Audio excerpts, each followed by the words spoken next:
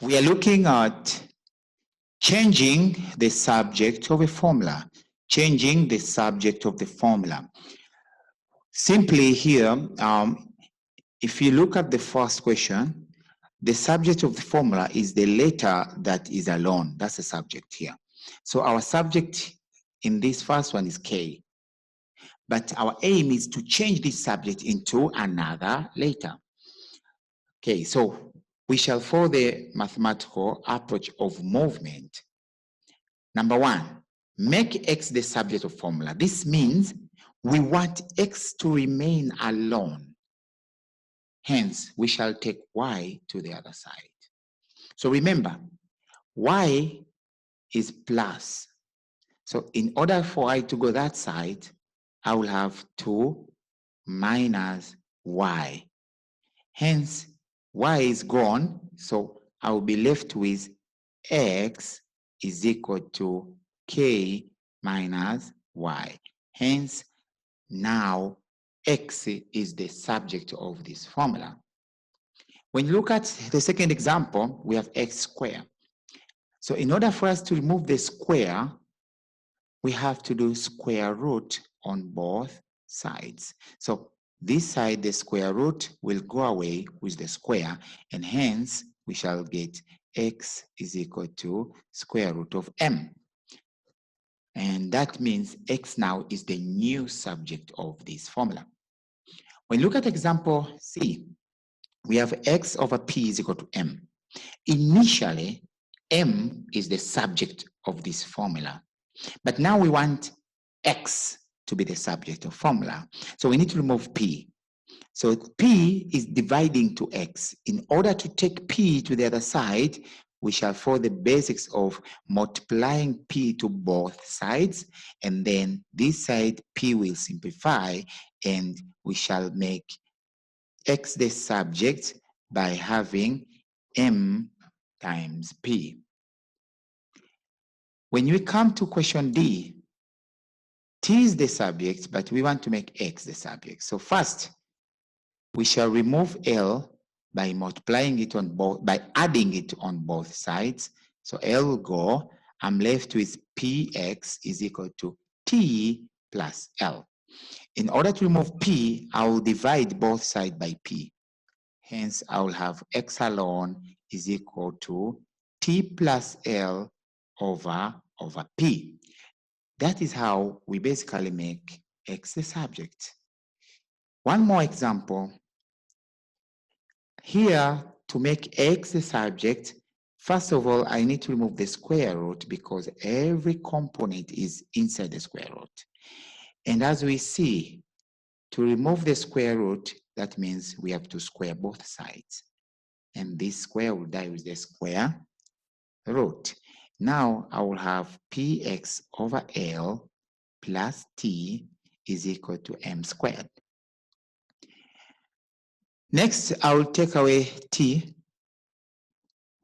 I remain with Px over L is equal to M squared minus T. Next, I will have to remove L. So I will multiply by L. And this side, I have to multiply by L. Remember, I kept bracket because when I am taking L, there was already M squared minus T. This means my L, which I'm bringing, must affect all of them. And that is, I have to keep brackets so that L can multiply all the items inside. So this side, L will cancel, and I will be left with Px is equal to L bracket M squared minus T. And finally, I will divide by P on both sides to remove P so that I can remain with X alone, L M squared minus T bracket over P. By this step, we have X alone. Hence, X has become a subject to this formula. Let's look at number 2.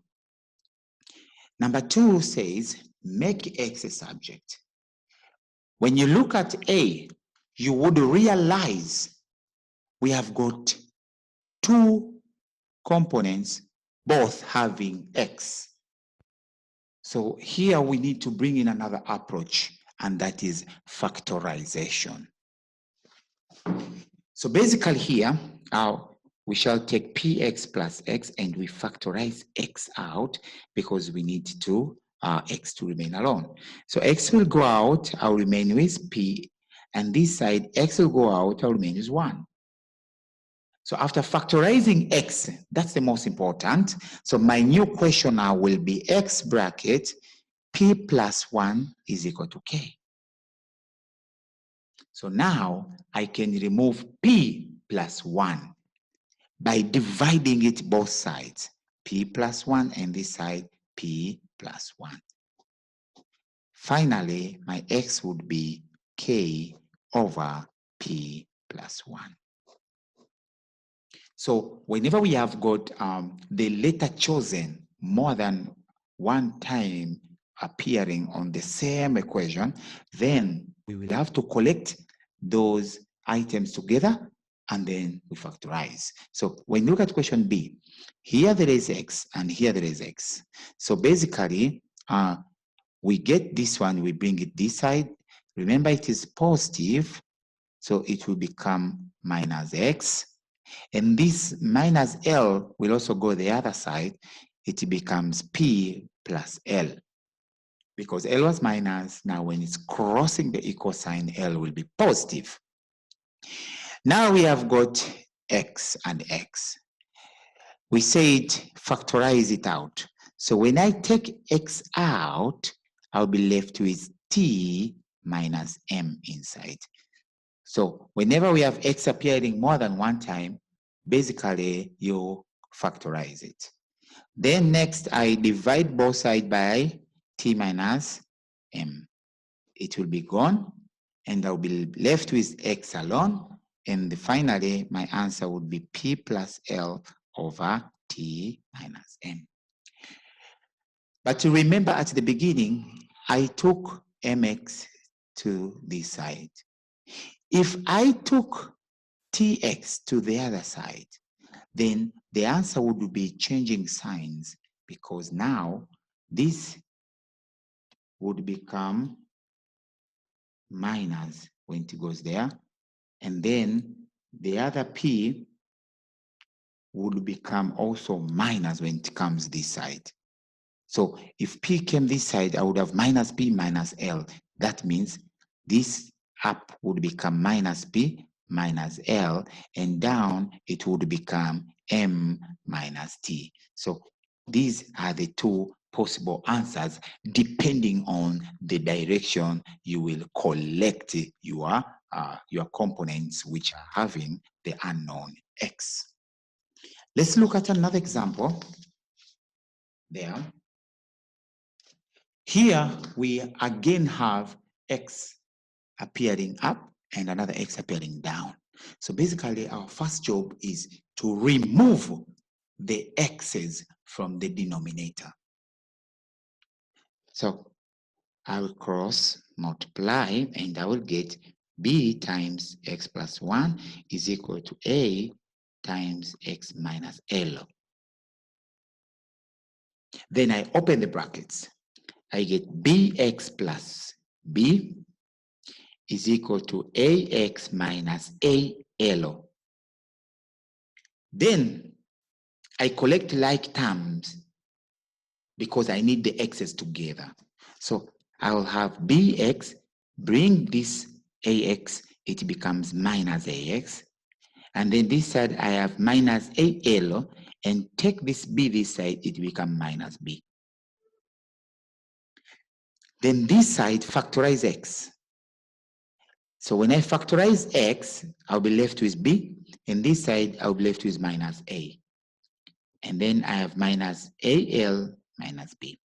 Because I need X to be subject, then I'll divide by B minus A, and this side I'll divide by B minus A, so that I can eliminate it from this one side, and I get X is equal to minus AL minus B over B minus L. But remember, this is the first answer because I chose to take AX to the other side.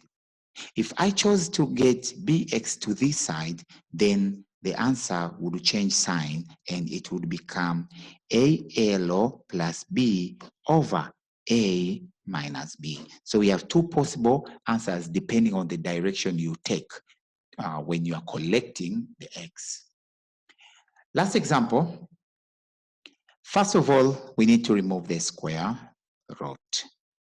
And we remove the square root by squaring on both sides. So x plus m over x is equal to L squared.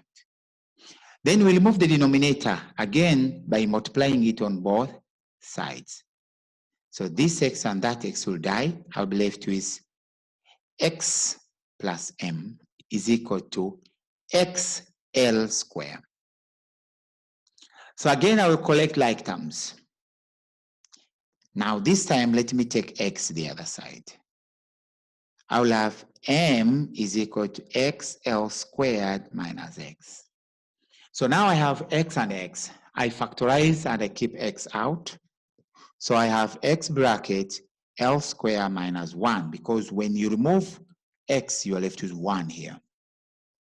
Then finally, divide by L squared minus 1, and this side divide by L squared minus 1. This side, it will be gone. And finally, I will say I'm left with x is equal to this m L squared minus 1. So this is our first answer by making x the subject of the formula. The other answer is depending if I took this side, then the other answer would be minus m over 1 minus L squared. And those would be the two possible answers.